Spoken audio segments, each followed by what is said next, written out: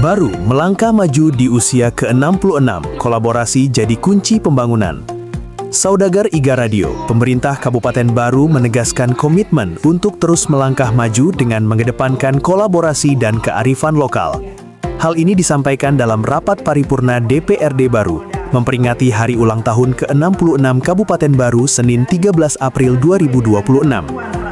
Bupati Baru Andi Ina Kartikasari menyebut momentum hari jadi ini bukan sekedar seremoni, tetapi menjadi ajang refleksi dan perencanaan masa depan daerah.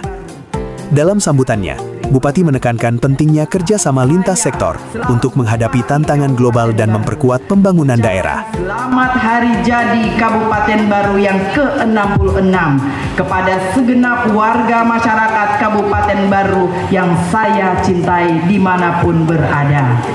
Peringatan Hari Jadi Kabupaten Baru tahun ini yang mana tema itu adalah melangkah maju dengan semangat Mapa Deceng menuju Baru berdaya dan berketahanan, yang mengandung makna melangkah maju adalah merupakan komitmen untuk terus berinovasi, beradaptasi, dan meningkatkan kuantitas dan kualitas di berbagai sektor pembangunan secara berkelanjutan.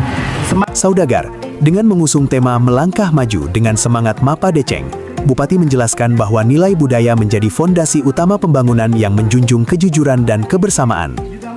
Sejumlah capaian positif juga disampaikan, di antaranya pertumbuhan ekonomi tahun 2025 mencapai 5,16%, serta peningkatan indeks pembangunan manusia menjadi 75,41 poin.